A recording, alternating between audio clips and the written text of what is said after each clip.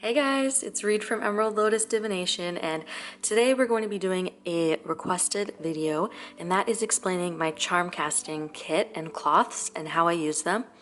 A lot of you guys told me that you don't really know what charm casting is and you wanted to find out more about it when I asked you on Instagram, and I've been getting so many messages and questions requesting this. So I recently released some charm casting cloths. If you guys follow me on Instagram, you may have seen this. This is my first version that I actually sold. So some of you guys that bought the first one and sold it out, you will be receiving this one in the mail whenever they come because, you know, the post has been a little bit busy right now because of the current state of the world. Then I also printed this green one, which I still have. I believe I still have a few left of this one. I'll explain how I actually use these ones moving forward, but just to give you guys a quick little rundown on the cloths and what they look like, this is the other one that I have. It's the chakra one. So I'll use these ones in the video and I'll go over a couple other cloths that I'm selling as well. So I told you guys I would film a video kind of explaining my process and how I created my charm kit and how I use all of this. So that is what we're going to be doing today. Let's just get right into it. Okay, so I am just going to move these out of the way. I'm going to leave this brown one on the table because I may have burnt my table with an incense recently. So, you know, it's a little distracting. So I'm just going to leave this cloth here. This one is the most popular cloth that I have anyways, which I know a lot of you, or not a lot of you, but some of you have purchased. So I think I'm going to leave this one here for now. So the cool thing about charm casting is that there really aren't any rules. It's a very modern divination tool, very similar to runes or bone casting as well. But the cool thing about the charms is that you can actually choose anything that you find in your home or anywhere that you feel you'd like to use in your charm kit. So you can use things like buttons, bobby pins, safety pins. You can use small crystals that you have laying around that have a significance or that you feel would work. I have this little piece of, is it in focus? Sorry, I have this little piece of lepidolite that I love to use in my charms. I don't always keep it in here, but sometimes I do read with it because it's just so cute. You can use pieces of jewelry that you already have that potentially you don't wear anymore. You can always take the charms off of the piece of jewelry and use them in your charm casting. And you can also just look through your, if you have like a junk drawer or an art drawer or something like that in your home, you can easily look through and you'll be surprised at how easy it is to find things that you can use in your charm casting kit. You can honestly use absolutely anything that you feel called to, and you can look online to see what other people are using in their kits. I haven't found too many resources, but I do know that if you search charm casting on YouTube, there actually are quite a few videos of people showing their kits as well, so you can always get some inspiration from other people as well. I've also seen people use elastic bands, rubber bands, hair ties, barrettes, or any type of anything basically that's small enough that'll kind of go with the size of the other items that you have. Anything. You can use absolutely anything. You could use rocks, you could use acorns, you could use things that you foraged or found outside, something dried, anything that'll hold up in a charm reading, honestly. A cool thing about charm reading is that some people actually create their kits based on the Lenormand cards or tarot cards. So they'll have a card to describe, or sorry, they'll have a charm that describes each card of the major arcana. I'm just going to shake these out quickly just so I can kind of show you guys things while I talk. For instance, I have this little world, which if you were doing a tarot-inspired charm kit, this could obviously represent the world card. Really, I actually do use this to represent the world card, although my charm kit is not based on Lenormand or tarot or anything else. I've just created my charm kit based on what I like and what I've found resonates with me at this time, and I actually swap out my charms all the time. I guess I should maybe give a little bit of background. So I believe it was about a year ago, my mother-in-law got a charm kit just like this. I was at her house and she showed it to me and I was like, oh my goodness, where did you get that? Because I actually really need one. So she told me that she got it from Carrie Paris, who I'll leave linked below. And she actually ended up meeting Carrie when she went to the Northwestern Tarot Symposium, I believe it was. I believe Carrie was a panelist there. She met her and actually got me a charm kit from Carrie. So some of these charms are from my original kit from Carrie, and some of those ones I keep in this little charm bag. This is where I move my charms. You can keep your charms in anything that resonates with you. You can keep them in, right now I'm keeping them in an espresso cup because, as you guys know, I live in London right now and I'm in a furnished place where I don't have all of my belongings, and I didn't want to buy anything, so I just found this little espresso cup that was already here, and I've been using this. And to transport my charms, I just brought them in this little bag. So I still have some of my other charms in here that I swap out depending on what I want to read for and how I'm feeling. So a lot of these charms are from Carrie, and same with these ones, but a lot of them I've found myself, and I've just been growing my collection ever since. So I've only been reading charms for about a year, so I'm absolutely not the authority on charm casting. I don't know everything there is to know about it. All that I really know from the research that I've done and from people that I've spoken to is that it's just incredibly intuitive. The great thing about it is there's no right or wrong. It's not like tarot where there's one set meaning. You can find the meaning in the charms that you want to have. So for some people, for instance, I have this little mirror, which is actually one of my all-time favorite charms.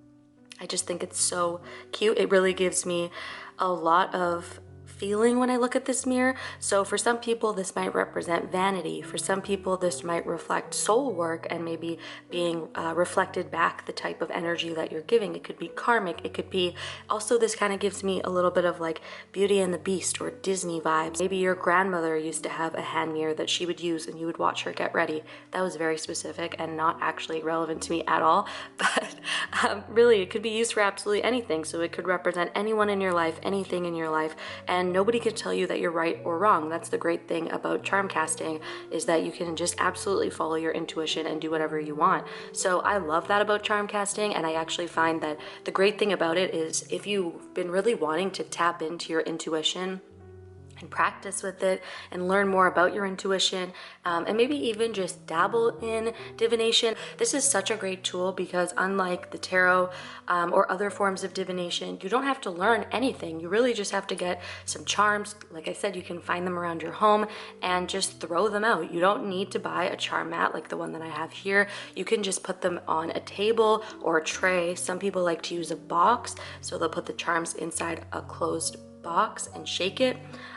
For instance, this box is a little bit full, but a box like this would absolutely be great for a charm casting kit. You could decorate the inside if you wanted, put your charms inside, and then just shake them and open it up and read the charms inside your box. You could use like a shoebox for that. You could put them on some sort of a plate or serving dish. You could put them honestly absolutely anywhere. You could also even use a plant holder. Like this is just a plant saucer that a plant sits on.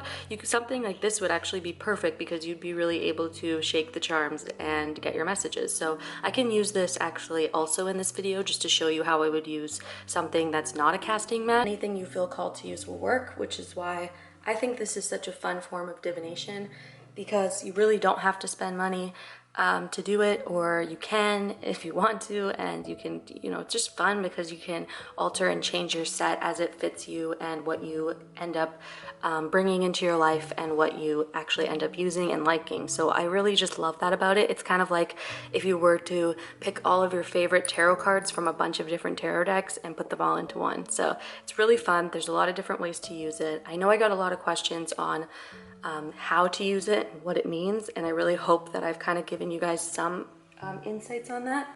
Okay, so I also got a question about how I picked what types of charms, like shapes and symbols, to use, and I honestly just picked them based on the charm kit that I got given from Carrie in the first place. I kind of decided what charms I ended up really resonating with, and some of the charms that she gave me I didn't resonate with or didn't make sense to me, and so that kind of guided me to find some new charms. But some kind of cool things about this is that I went to my mom's where I got my charm kit. I showed my mom, and this is actually my mom. This is a photo of my mom from the 70s, I believe. It's just for some reason, she has this little locket photo of her. Look how red her hair is. That's so crazy.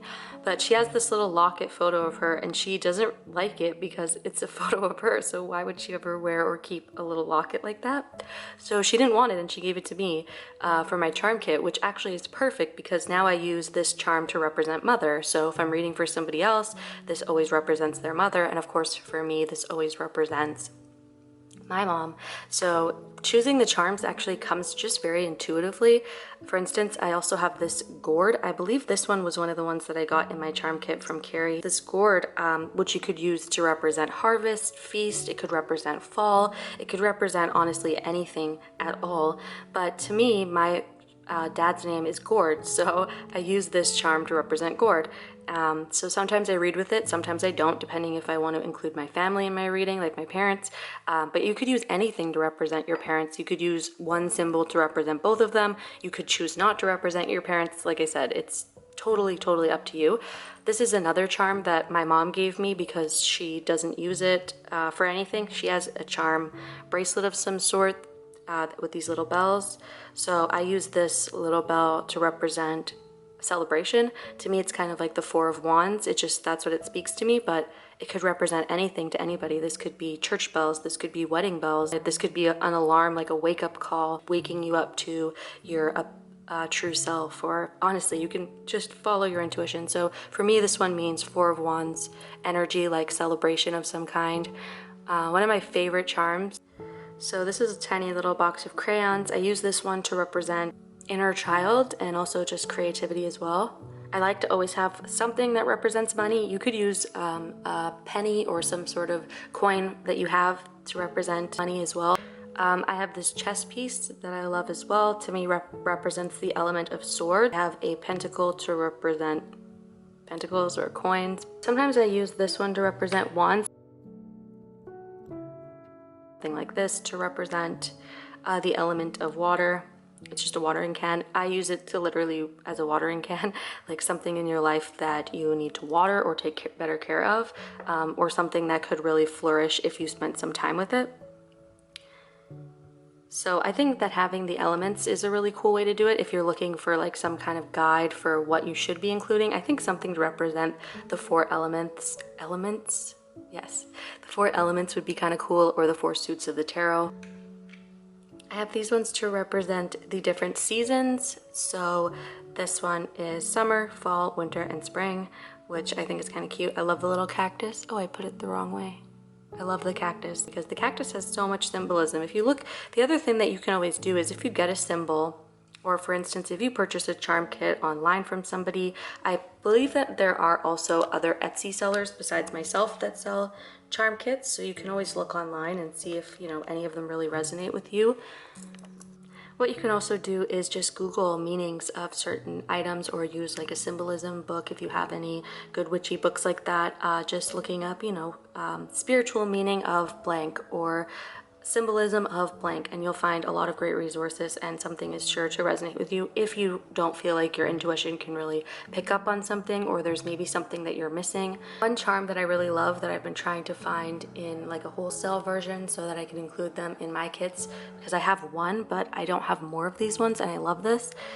This one is like representative of all the seasons, and I think this one's pretty cool because wherever this lands on the map, you could look at the charms that were close to it, and here, I'll put them on my hand to kind of show you what I mean, and maybe get some messages from it. So, you know, whatever is in close proximity to it. So we have this little witch's hat, which is really hard to see because it is so small, but this tiny witch's hat near winter, and you have this tiny little dog near summer.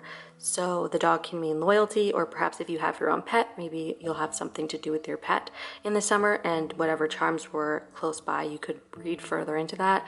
Maybe you'll be working on your craft or your magic in the winter. So I like charms that have just like a lot of symbolism in them.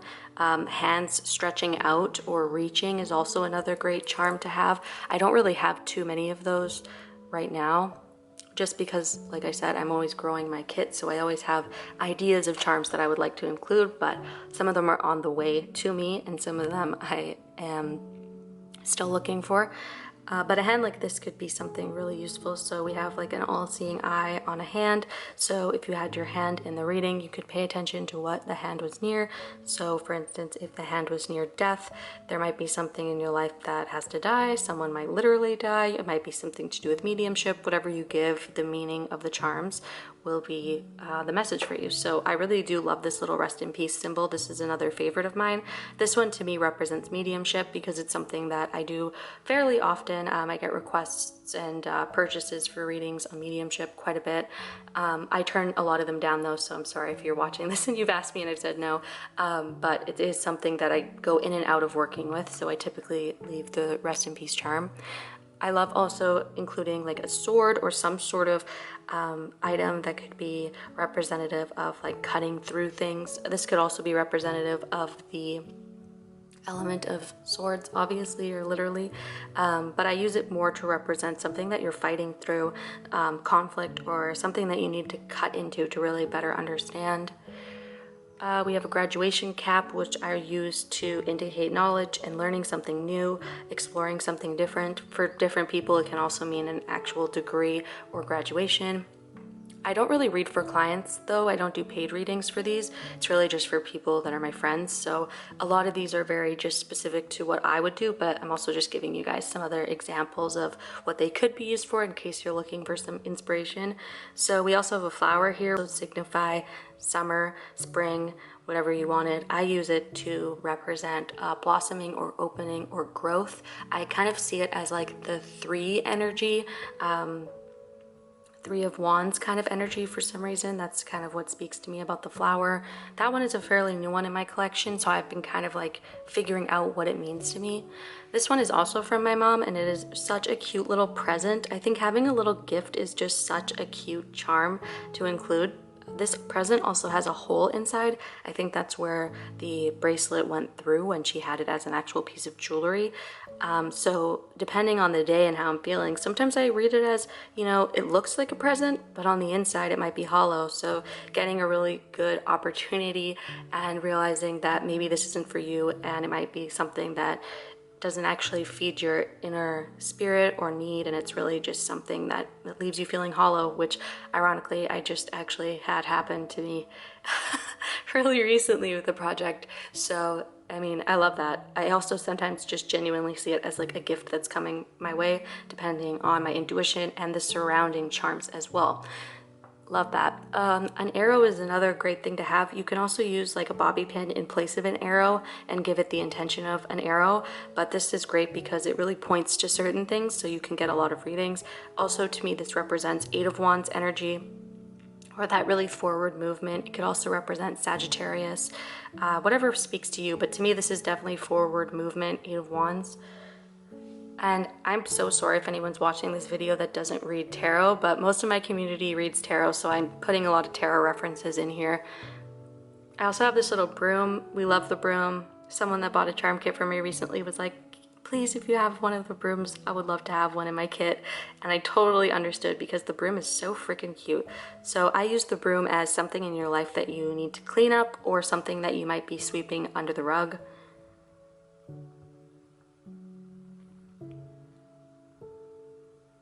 Super cute little broom. I also have this little apple, which I like having food. I feel like food is, oh, she's too far, I'm too lazy, but she's a tiny apple. Having food is a great thing because it can represent harvest or abundance or whatever that specific food represents.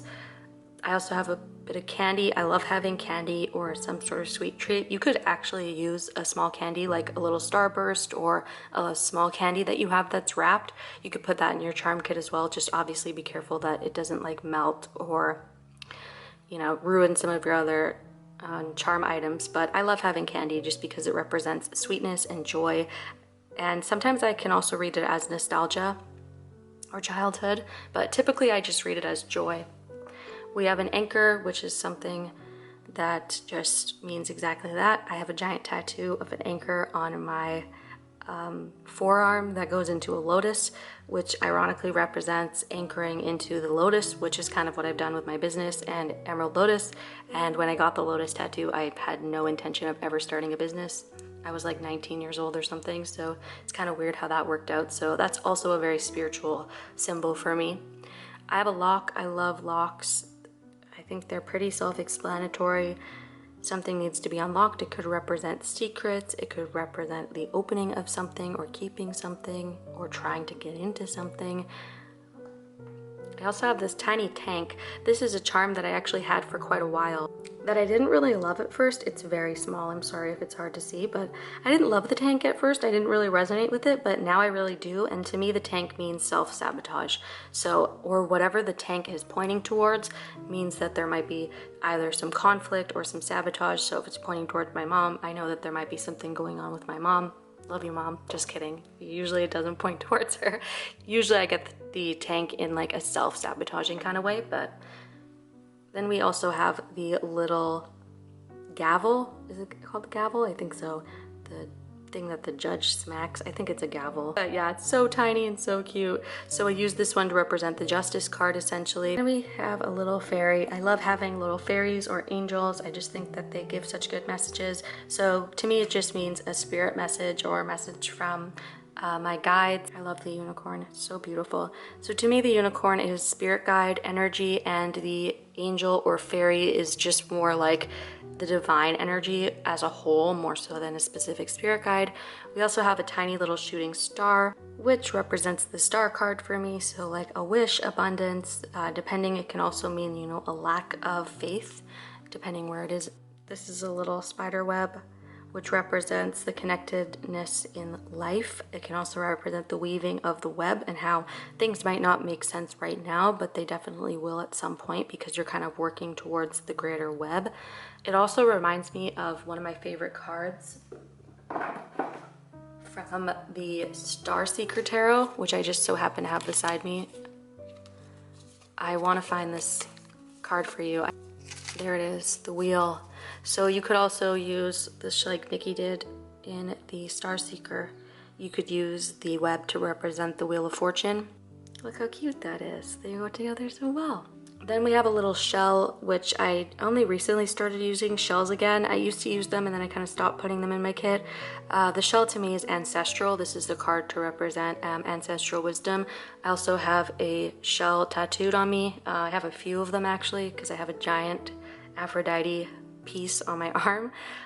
So the shell to me just represents also like the Fibonacci spiral. That whole like sense of viewing our timeline as kind of like this spiral that we're either moving up or moving down, and we kind of get where we're going over and over again, but we're on different levels of understanding it. That's kind of what the shell means. It's a little deep, which is why I don't always use the shell, because sometimes I find it's a little bit too much. If I'm wanting just more of like a general practical reading, it's definitely more of a very spiritual symbol for me. Then I have the little haunted house. I view this one as skeletons in the attic or cleaning out your closet type thing. So it's usually representative of like your inner closet or the mind, but I also do sometimes view it as a house. Then I have the two hearts, which to me represent marriage or relationship. It represents my husband these days. And then we have the flying Pegasus, which represents to me like chariot energy for some reason, like the card of the chariot. I have a little Om symbol, which just represents Om, like the oneness, finding peace within yourself. She's meditating, sitting cross-legged, so to me this just literally means meditation, because meditation is such a big part of my life and something that I fall off of so often. I find it so challenging to remain in my meditation practice. Sometimes I go months without meditating, so I need this charm. If I lost this charm, I would immediately find something to replace it. So that's another tip. If you have things in your life that are just so meaningful to you, like if you have a dog and a cat that you just absolutely love, then finding charms to represent them is really important. Same with like your job. If you absolutely love your job, which I actually have this little lotus, speaking of my job and my business. This represents my emerald lotus. It also represents me. I like having charms to represent the querent or the seeker, but I actually have been taking a really long time to find a charm that I want to represent me. So I usually just use this tiny lotus to represent me. And like I usually do readings only for myself or for people super close to me. So I'm not in a rush really to find a charm for myself. I also have the baby feet. This represents fertility, just like having children. To me, this is the children that, my unborn children, because I feel really connected to my unborn children, whether I ever have them in this lifetime or not. It's something that I've always been told. I literally got told like 2 days ago on the phone that by someone I had just met that I had incredible womb energy, and a lot of readers have told me that I have children just waiting to come through in my vibrational kind of like frequency up top. You know, there's just like this child energy that wants to come through in the form of birthing a child, which I believe will be my, if I ever do it, will be my greatest life accomplishment, because I have a lot of resistance as it comes to the physical aspect of birthing a child. I would much more like to adopt. So this charm is really important to me and where I'm currently at in my journey. That was really deep, but you know, you guys asked. Then I have this little key, represents unlocking or opening. Again, a great tool for paying attention to where it's pointing in the reading and what it's close to can give a good indicator as to what needs to be open or unlocked. And again, we have the exact same thing. I have 2 keys in my readings just because I really like them. This one says faith on it. I've been trying to find another key just like this one because I love how it actually looks like a mini genuine key. Super cool. So this one to me is more of a practical one, even though it has the word faith on it. I typically read it more for like practical things that need to be unlocked, and this one, because it's more dainty and older, is more spiritual or ancestral, and this one is more like modern and earthy. I don't know, just my personal thing. Then I have the moon, which I can't really pick up. She represents, of course, lunar energy, the moon. I'm dropping my charms. I don't know where that moon went. We might not have a moon anymore. Next, we have a butterfly, transformation. Basically, I love butterflies and the symbolism of them, so I always need to have a butterfly charm in my kit. Then we have a fish, can absolutely represent abundance or fertility. Animals in general are great tools to use in your charm kit, especially if like animal energy or symbolism really speaks to you, because they often mean so many different things. With that said, we also have the little bee, which represents hard work, moving about, collaboration potentially. And we have the owl, which represents wisdom. I'm also really scared of owls, so this represents like some fears that I have, which is, I know, very random. And we have a little heart lock. So this is something that you're holding in your heart space that is locked away. So maybe a vulnerability or something that you need to let go of as it relates to love specifically. So I have 2 little locks. Then we have a doctor charm. And then we have the eye, which to me represents third eye chakra energy. Could also be like evil eye, but to me this is third eye, so imagination, wisdom, opening up to the truths, and higher chakra energy as well. This one represents 2 children, which I usually view as my husband and I in a more playful sense, so kind of like sun card energy. I don't even have a sun charm. I actually have some on the way that I'll be including in future kits and also adding to my own, because I don't have a sun. I'm so sad about it. I gave away the few suns that I did have, but I don't actually have any more.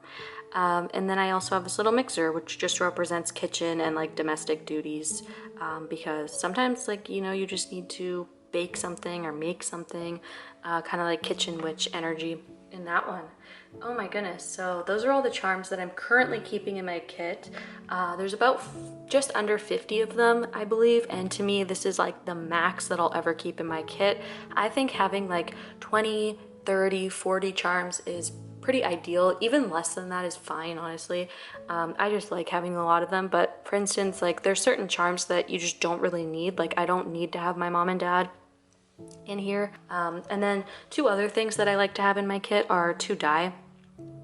This one is just numbers, and it represents like basic numerology. It can represent tarot. It can also be great if you want to know something for timeline sakes. And then I also have this dice, which I've tried to find online because I think other people would like this one too, and I just can't seem to find it anywhere. So it's basically who, what, when, where, why.